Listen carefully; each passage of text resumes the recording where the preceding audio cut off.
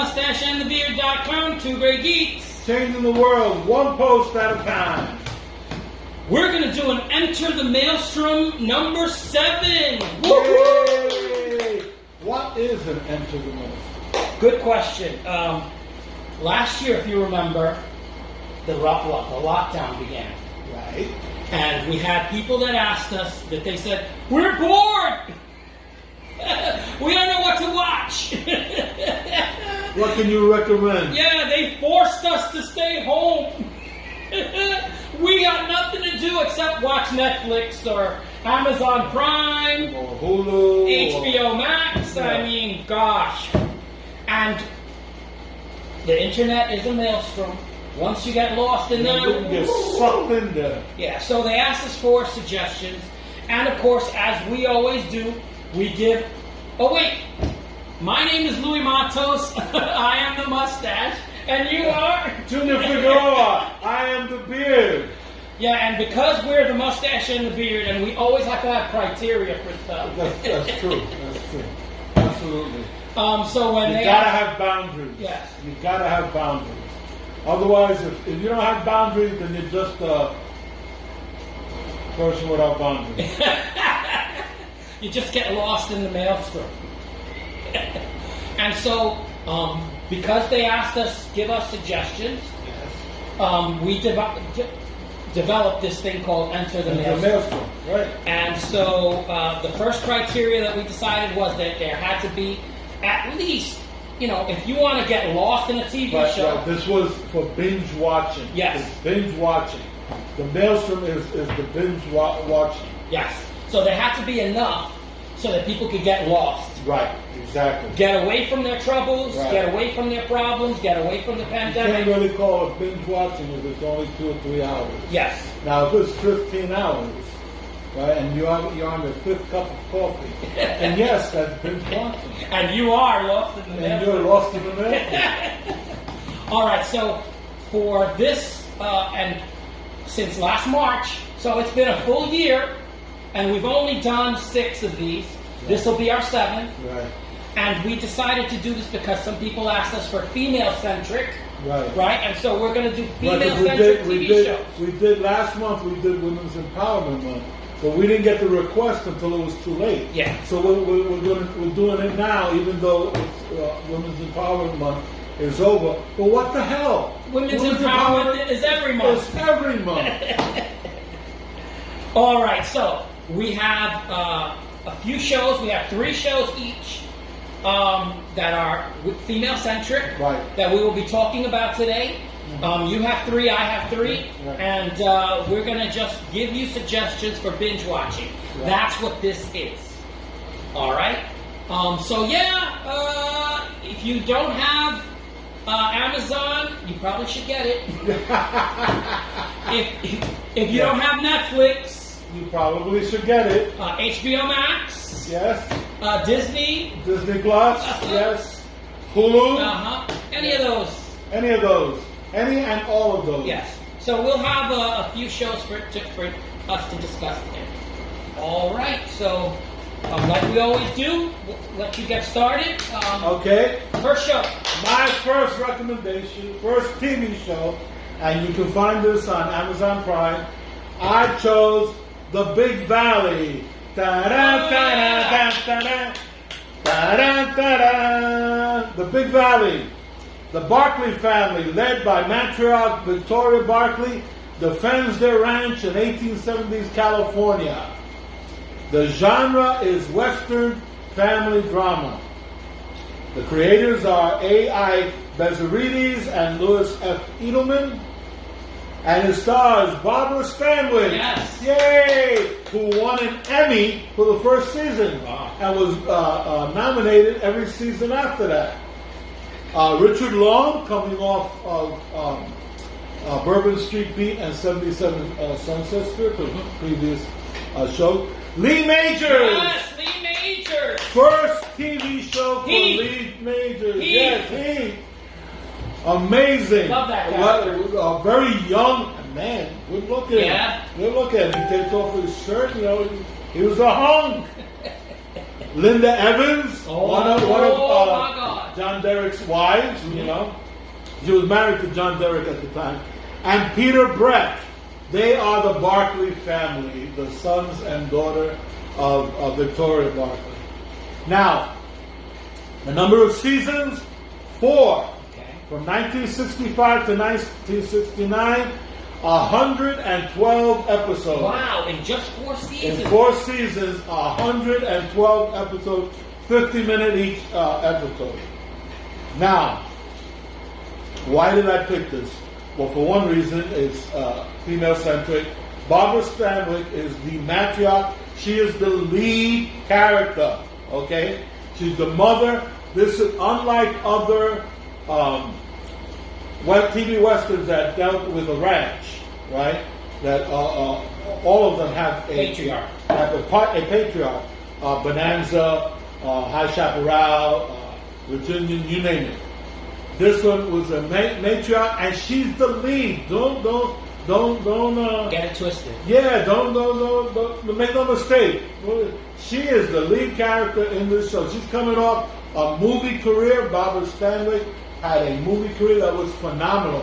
It was a surprise that she was willing to do a TV show. In those days, movie stars generally didn't switch over to TV. So obviously she thought that this was special, right? Another reason why I chose this is because it is my favorite TV western.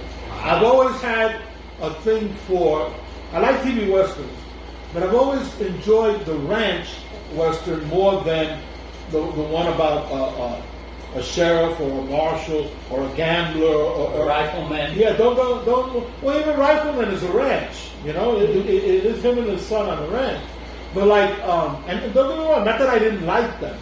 I like Gunsmoke, I like Maverick, I like Bat Masterson, but I preferred the ranch, Bonanza, High Chaparral, the Virginian, Lancer, you know, that sort of thing. But of all of those, the one that I loved the most was the Big Valley. And I think it was because of the characters and the actors playing. Linda Evans was special too. Yes, and I love Peter Breck as Nick, the hothead. Mm-hmm. Richard Long as Jared, the older son, the lawyer, you know, and Lee Majors. You must not know about Lee Majors. And Barbara Stanwyck. And my God, the episodes were up. I mean, she posed as an inmate at a woman's prison to get information for prison reform. Holy mackerel! Okay, she gets trapped in a cave during an earthquake. You know, this isn't. You know, she's not sitting home sewing. You know, this. Not that there's anything wrong with that. She's sitting home sewing. Yeah. You know, I just not that I would want to stay 15 minutes watching somebody on TV sewing. Yeah. So this is my favorite TV western. This is why I was happy to choose this one. And so I give it, in our rating scale of Grey Geeks, I give it 4.5. Now, I can't give it 5, no matter how much I like it, because 5 would mean that every episode was perfect. Mm-hmm. And no, come on, let's be honest, let's be real. In no TV show are you going to get every episode. Get an argument from me with that. I've yet to come across a TV show where I thought that every episode was perfect. There are shows where I thought that some episodes were perfect, but not every one, not for the entire run. So, for that reason, I'm giving the Big Valley 4.5 ratings. All right. Yay! It's my go. You go. My go. You go. All right. So there were a lot to choose from. Let's be honest about that. There are some really great female-centric shows. The first one I'm going to recommend to you is Alias. All right. Yay! Jennifer Garner as Sydney Bristow. I love that show. Double agent for the CIA, posing as an SD6 operative, which is a worldwide criminal organization. espionage kind of a thing. It was developed, it's an American action thriller and sci-fi TV show. So it was espionage and sci-fi. Yeah. It's amazing how many spy shows also fit into the sci-fi genre. Yes, the technology. Created by, wait for it, J.J. Abrams. I know you have nothing good to say about J.J. Abrams, but this he created, and it was for 5 seasons, so not bad. This might be the only show that he created that I actually like. He didn't tamper with it too much. Michael Vartan plays Michael Vaughn. He's the love interest. Right. What do they call it when your handler? The handler. Yeah, Right. he's the handler. Ron Rifkin, Arvin Sloan. I think he's the bad guy. And Victor Garber is Jack Bristow. He's the dad. He's the dad. Yeah. And I loved him in it too. This was I loved him in it. such a really good show. The first 2 seasons is about Sydney trying to take down SD6 by adopting all these aliases, hence the name, to carry out missions. And the later 3 seasons were Sydney is attempting to recover artifacts by Milo Rambaldi, who's supposed to be kind of a Nostradamus. That's where the sci-fi thing comes in. A Leonardo da Vinci type figure. And so she's collecting artifacts throughout the last 3 seasons. Really good concept, strongly sci-fi, as well as strongly secret agent.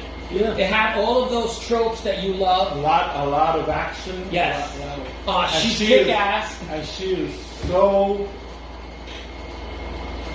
Yeah, she at times does the lost part, where like, what am I doing? And the part where Yeah, she's like, I'm focused, I'm gonna kick your butt. She's so sympathetic. She's such a sympathetic character. You fall in love with her. Absolutely. So she's a great character. The Michael Vartan, kind of like, he's the handler, so he has to have distance while at the same time. So it's really, really great concept. Ken Olin is one of the producers. He wrote 30-something, and so he did a whole mess of other shows. You're making me want to watch this show. Well, that's the whole point. Alex Kurtzman was one of the producers as well. This show, listen, it was exceptional. Again, not every episode, like you said, not every episode.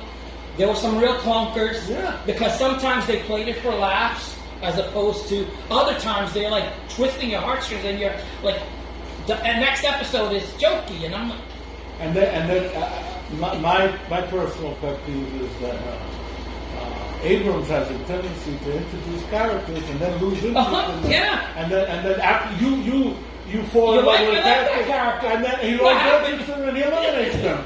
Yeah, I've kind of had some. Because remember her sister. Yep. So yeah, there are characters here that you're like, why is the roommate there and then she's no longer there? Yeah. That's Abrams. Yeah. That's Abrams. Yeah. So so there are uneven. So I'm giving the entire show now. I like the show. Yeah. So it do was I. 5 seasons, 105 episodes. So you can get lost in the maelstrom with this show. Right. They're strong female characters. Even the roommate is pretty strong.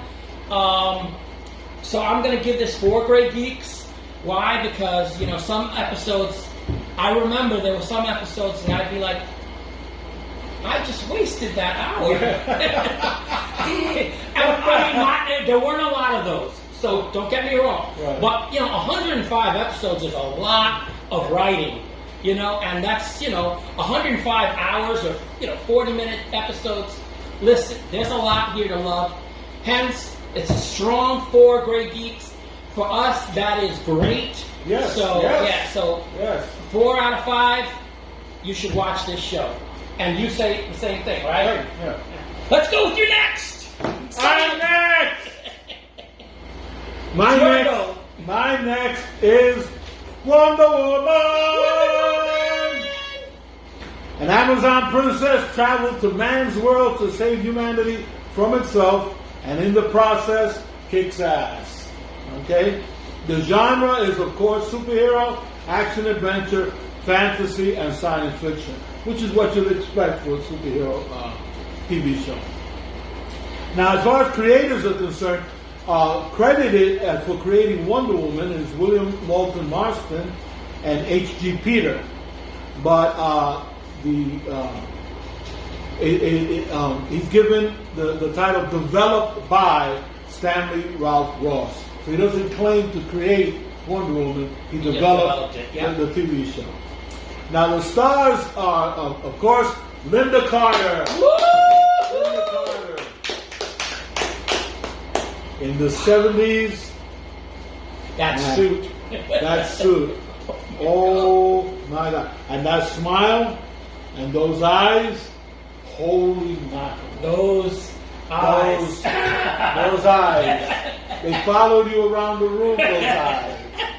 Okay. Okay, it's women's empowerment. Stop being such a perv. And she empowered me, boy. Also starring Lyle Wagner. He's a good-looking guy. Yeah, he's a good-looking guy. He actually was in the running for Batman, the Batman TV show. It was down to Adam West and Lyle Wagner, and they went with Adam West. So he's a good-looking guy. The first season... Strong jaw. Yes. He's perfect for that type. Perfect for that type. The first season also had Beatrice Cohen and Richard Eastman as Etta Candy and General Blankenship. And then season 3 we had Norman Burton and Sandra Sharp. The number of seasons is 3. We're down for 3 seasons. In 1975 we got the 2-hour pilot. And then from 1976 to 1977, we had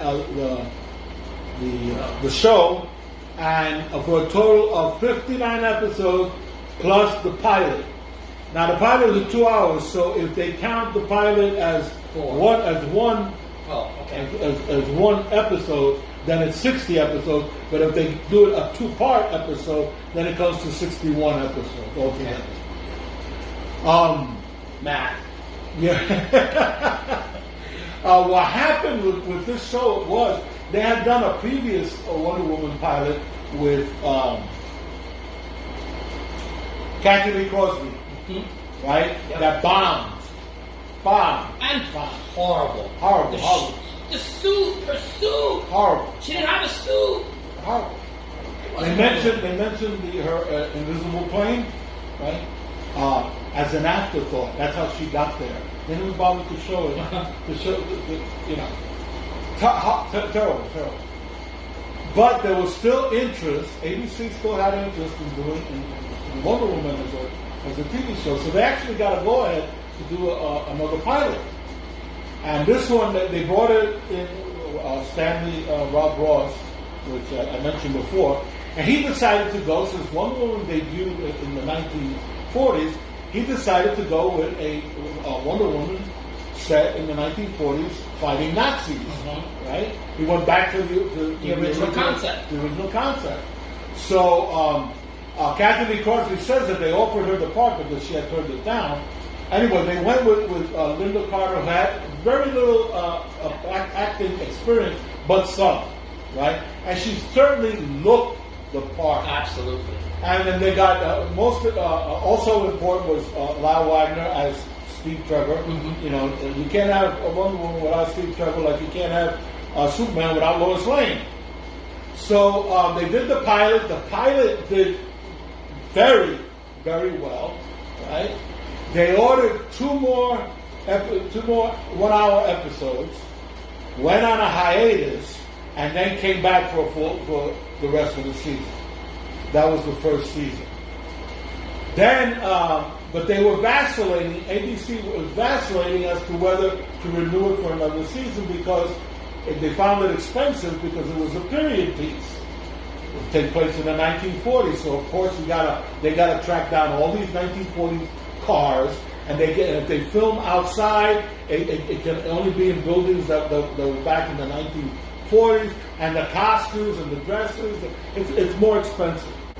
So they were debating whether to renew it or not. Meanwhile, CBS was interested in Wonder Woman. And so they got in contact with the producers and said, if you update the show to now, the 1970s, we'll guarantee you a full season. Yeah, we don't have to worry about the budget. Yeah, so since ABC was, they weren't making up their mind, they went with CBS. So starting with season 2, the Wonder Woman, it was now the New Adventures of Wonder Woman on CBS, and it now took place in the 1970s. And now Lyle Wagner was playing Steve Trevor Jr., the son of the original character. This lasted for, like I said, 2 seasons, and then CBS decided to. It had never been a ratings bonanza. It had always been like okay, a middle of the road, and CBS decided to pull the plug. So after 3 seasons, that was it for the Wonder Woman TV show.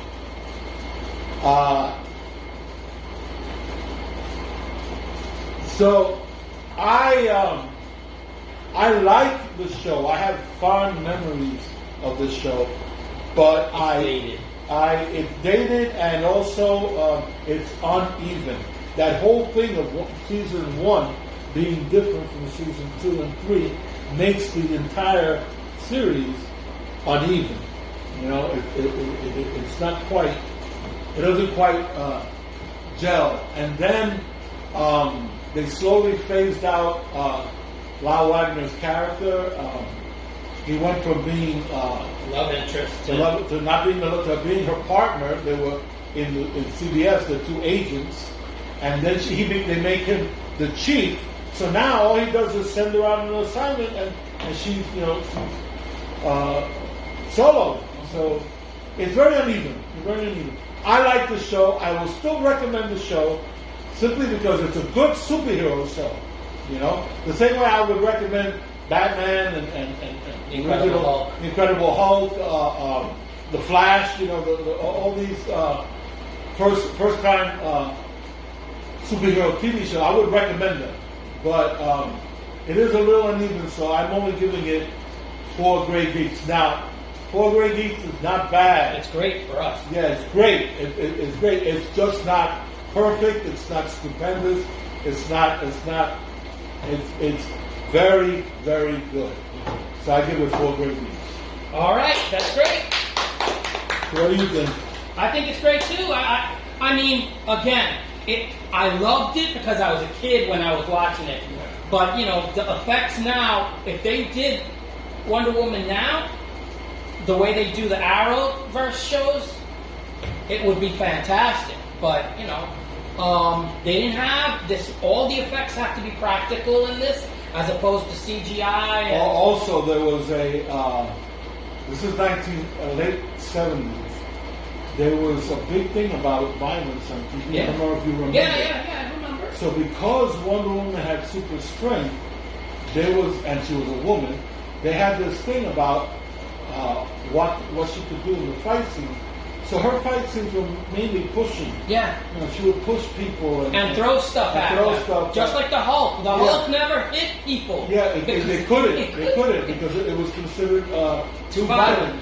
Too violent. So you wind up getting a watered down version, but it's not their fault. Yeah.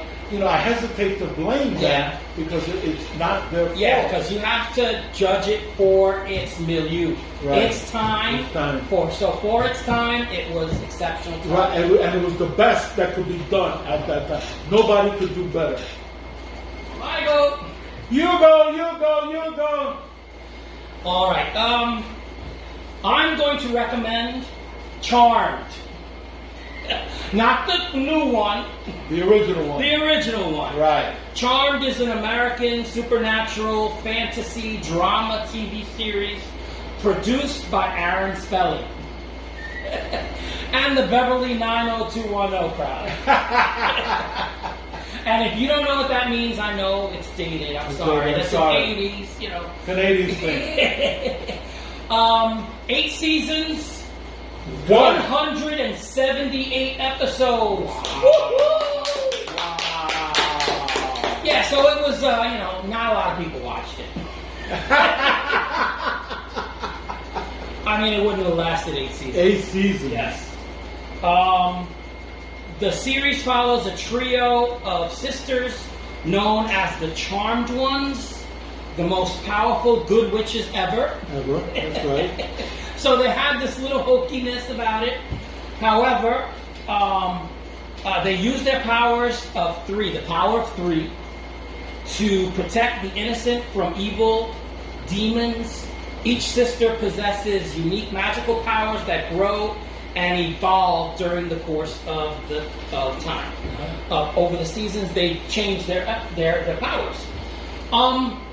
Shannon Doherty was Prue. Yes. Who didn't make it all the way through the show. No, she didn't.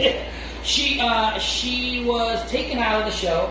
Yes. I'm not going to tell you how, but you kind of figure. Right, you're not. It's a spoiler. Yeah. And her sisters Piper, Holly Marie Coombs, lovely girl, but especially Phoebe, Alyssa Milano. Alyssa Milano. Ay, senor. We watched her grow up. Yes, we sure. She sprouted. Paige joined the show after the 3rd season, which is the 4th season. And incidentally, Paige is the name of that wrestler that I couldn't remember because she got her name from this show. Oh, really? Yes. So Rose McGowan joined the show after there was a little... Yeah, to replace the sister. Yeah, Shannon Doherty. So she's the half-sister that you can't keep talking about the power of 3 and take one out and then what happened to the power of 3? So she had to be replaced. Yes, which is with a half sister. The storyline was really good. Listen, for what they could have done, they did a pretty good job replacing this actress. With an interesting character. Yeah, with a really good character. I loved Rose McGowan. And the interesting thing, if I might interrupt, Go ahead. is that because it changed the dynamic of the sisters. Yes, it did. Because the middle sister was now the older sister, and the younger sister was now the middle sister, and there was a new kid. So it allowed Holly Marie Coombs, Piper, right, Piper to be the big sister, and it allowed her character to grow. Because she was now the big sister, and then Alyssa Milano, who had been the kid, the brat, right? Now she's the middle sister. She can't be the brat, and so that was very interesting. I found that, and it actually I thought improved the show. It absolutely did. We don't know all the behind the scenes stuff. Although we know that there was fighting between the women. And the easiest thing that they could do was get rid of the problem child, and they did. And listen, the show improved. I mean, for all that I loved Shannon Doherty. I thought she was really good looking. And then when they got rid of her, I'm like, why the hell did they do that? And then all of a sudden, Rose McGowan comes in, and I'm like, oh. It improved the show. Hey, not bad. This show has heart. For a show that, I had dismissed it initially. I was watching it because my wife watched it the way us husbands do, right? And she wants to watch it. Okay, this is what we're watching. And little by little, I started like, whoa, that's an interesting storyline. There were some episodes that were horrific. So I loved the horror aspects. There were times that it was horror. And as the show progressed, it seemed like if the censors they let more go. Yeah, they were letting more. It would take you by surprise by just how horrific what they were showing. So what it initially was like a soap opera show became more serious, more dramatic, more horrific, more sci-fi oriented. Because there were some future elements being, so it became a more profound show as it went on. So the longer you stick with this show, the more you're going to like it. And the more disappointed you'll be when it's done. I don't know what happened for the reboot, for the new. So I don't know those episodes. I never watched them, and it's only 2 seasons, and I don't think they're going for a 3rd season, at least from what I did in my research. So apparently, it didn't have the same chemistry that these 3 had. All right, so and I can see it. I can see it. All right, so what I'm gonna say is, this is a show that you can really get lost in.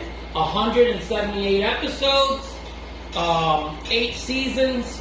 It's 4.5 Grade Geeks because it is more and more serious and more interesting as the seasons go on. And to the point where you're like, when they're done, it's like, I wish there was more. Yeah, exactly. Which is why I think they actually did a new show to try to capitalize on that. But I would still suggest that you watch these episodes because as a story, it is enough to get lost in. All right, so I would say you would enter the Maelstrom if you watched this show. Charmed, which is available on Amazon Prime, which is also where Alias can be found. Okay, you go. I go.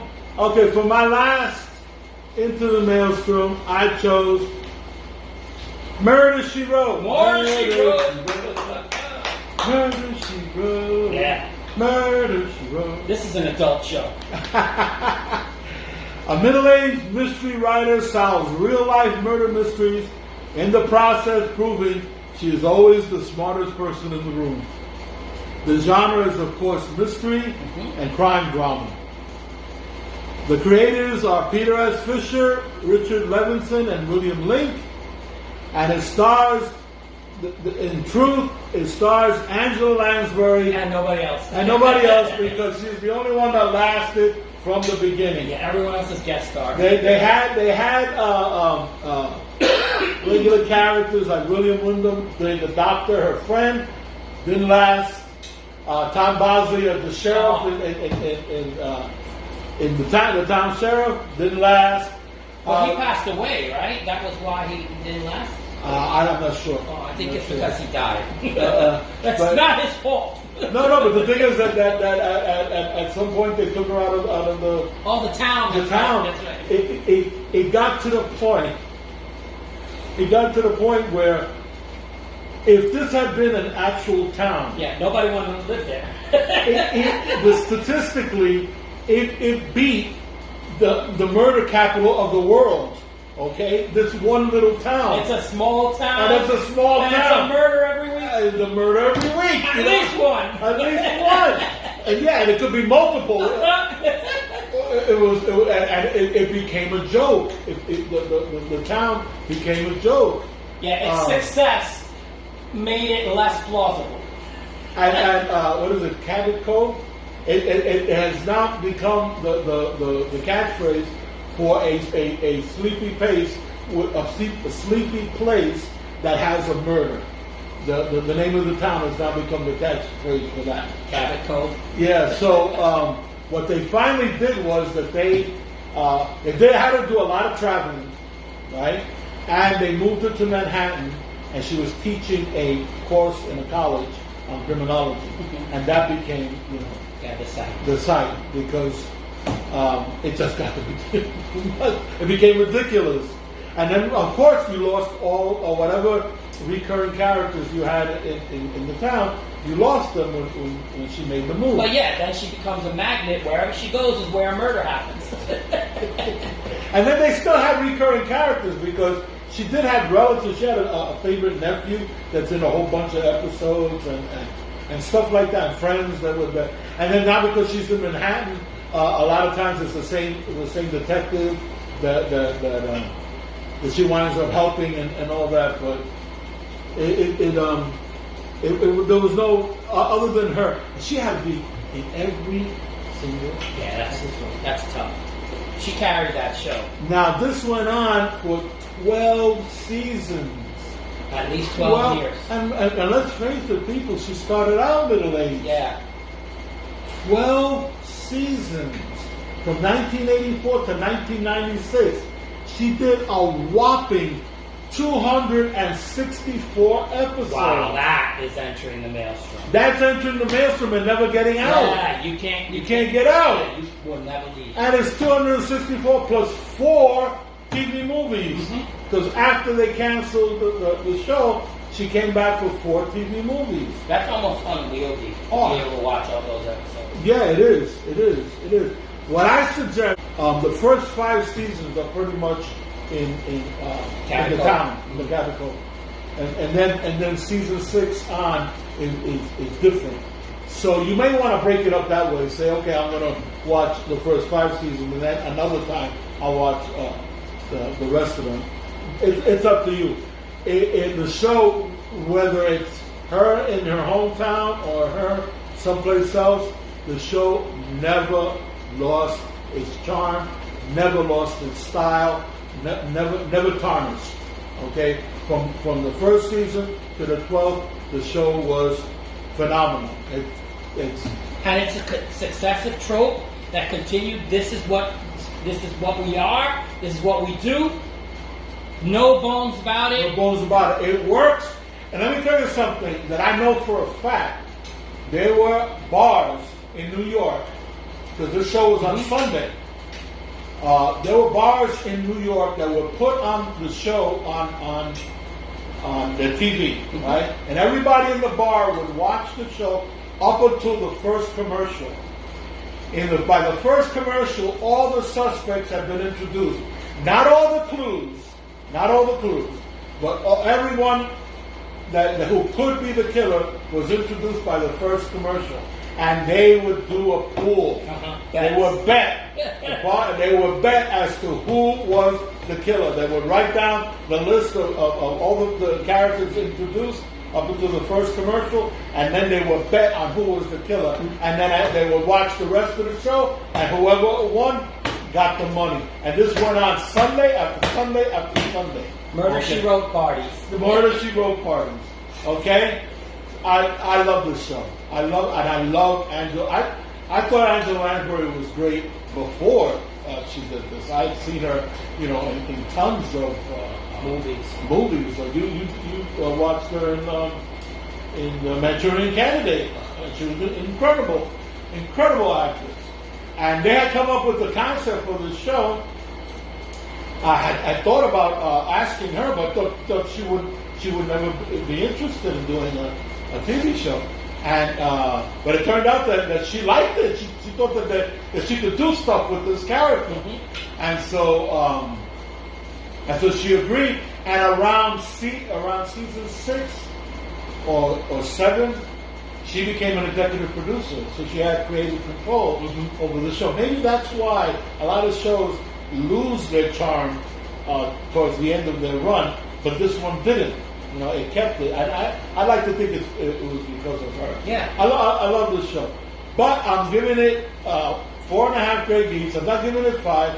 I'm giving it 4 simply because, like every show, it is uneven. There are some episodes that work better than others. And because of that, I'm taking just half a Grey Geek off and saying it's nearly perfect, but it's not perfect. I give it 4.5 Grey Geeks. Awesome. And I still love Angela Lansbury. Yeah, she's amazing. She's amazing.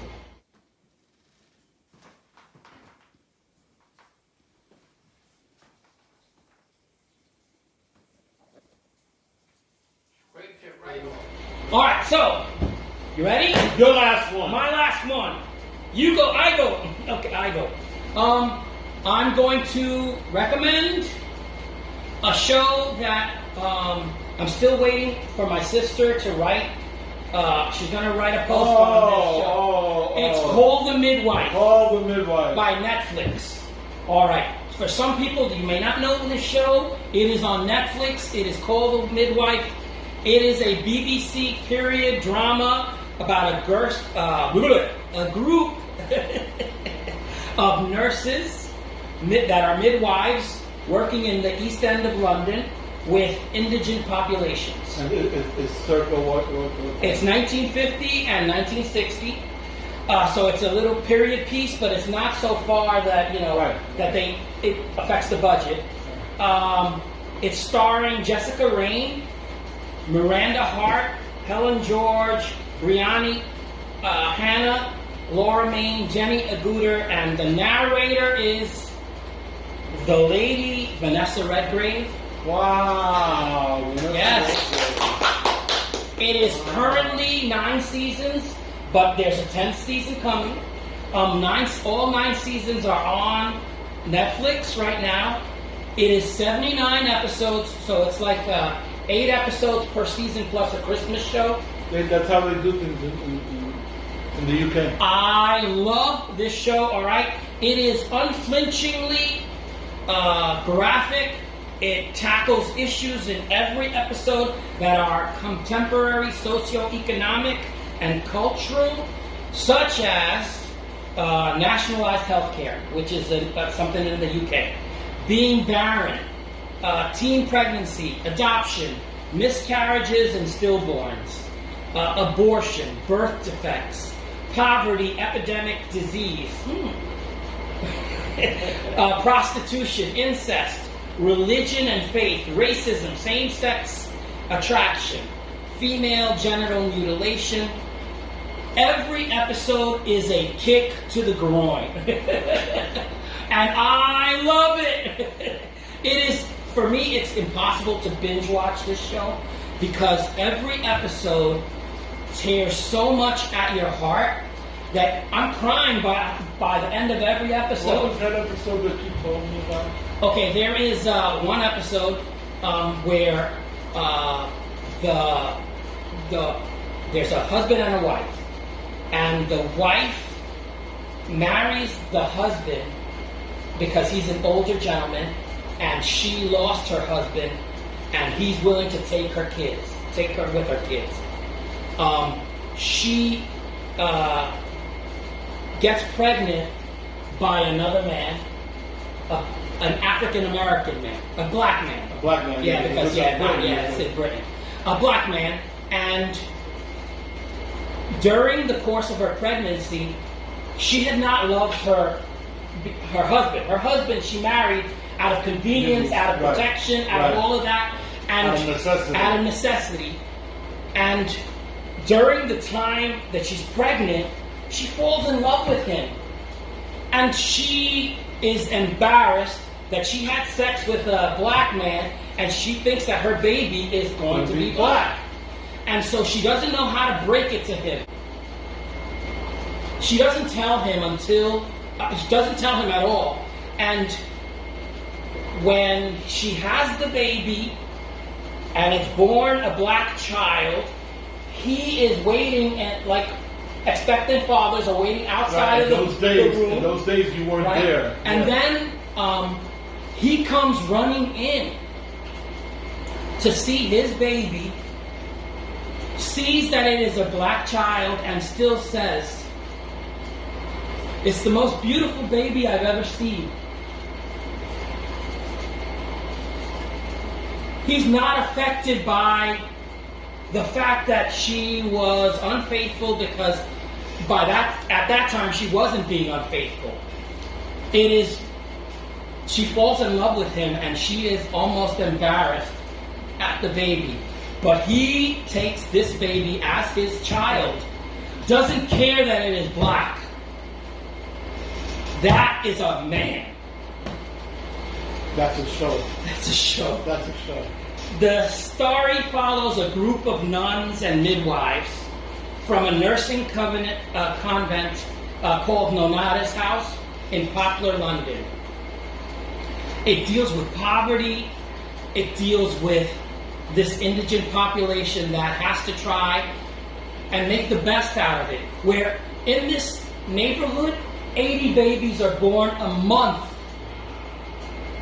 in the 1950s, because, contraception is not something you talk about. This is a Catholic, community. So the show deals with faith, religion, all of these different socioeconomic and cultural issues, and it is at the heart of this show, and these actresses play this to the heart, and it plucks, and I tell you, after watching one episode, you have to. I have to shut it off because I am bereft. Because I have to think about, oh my God, what are they saying about this? And every show resonates that way. So when you say, yeah, there's, I've watched 3 seasons, and there are 9 seasons. I know the show doesn't get any worse because my sister recommended this show without telling me. She was talking to another nurse on Facebook, and she said, I love this show, called The Midwife. And I had never heard of the show. You usually don't like British shows. I don't like British shows, but this show, I was like, you know what? I just finished, Game of Thrones. Let me watch another show, and it was 9 seasons. Listen, this show, I can't recommend this show enough. I recommend this show so much that I even asked my sister, you are the perfect person to talk about Paul the Midwife, because she's a nurse. And so she's writing this post. I expect her to finish it one of these days, and as soon as she's done with it, I'm printing it for the Mustache and the Beard. This show, I'm giving it 5 great geeks. Because, like I said, this is one of those, you binge watch the show because it just seems like a few episodes. Like I said, 9 seasons, but 79 episodes. Every single one of them has heart. Okay, so you're giving it 5 great geeks. I am giving it 5 great geeks. I'll accept that. Yeah. I'll accept that. This show, again, as I watch episodes. I haven't even watched the show. You just told me that story. One episode, and that's not even the whole episode. That's just one piece. I'll accept it. Okay. I'll go with you on that. One of the great things is that almost in every show, the nuns, they bring in the morning. They sing, because that's them doing their morning rituals and devotion. Yeah. So, and the song they sing plays out in the episode, and it's just like, if you are a person of faith, it tears you up because you have to, your faith in action. Sometimes they don't meet eye to eye, and you have to realize, okay, what does this really mean? Because sometimes people say, well, my faith tells me this. But sometimes the reality of the situation has to dictate a different way. So I recommend this show. I can't recommend it any higher than our 5 Great Geek scale. It is a show that everyone should watch. It is empowered women. You're talking about nuns that are strong. You're talking about nurses that are not of faith, that are working with the nuns next to them. And sometimes, boom, boom, boom, boom. There is a lot of drama. This is a great show. I say 5 Great Geeks. Watch it. If you believe in the Mustache and the Beard, you gotta watch this show.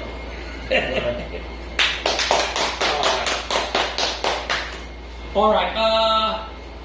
It has come to the part of the program where we are now have finished our Enter the Maelstrom. We hope you enjoyed it. To recap, my 3 were The Big Valley, Wonder Woman, and Murder, She Wrote. Lewis's was Alias, Charmed, and a Call the Midwife. A huge recommendation for Call the Midwife. Yay! Yeah. Watch those shows if you're still looking for stuff to watch. Yes. We're going back on lockdown. Yeah, we are here in Puerto Rico. We're going back on lockdown. So yeah, America, look out. It ain't over yet. Yeah, please protect yourself. All right, so as we usually do at the end of the program with a video, we always do I always ask you for a wise missive because you're the gray-bearded one, and I defer to you in all things of wisdom. Okay. So, Floor is yours. He defers to me. He doesn't listen to anything that I say, but he defers to me. What? What did you say?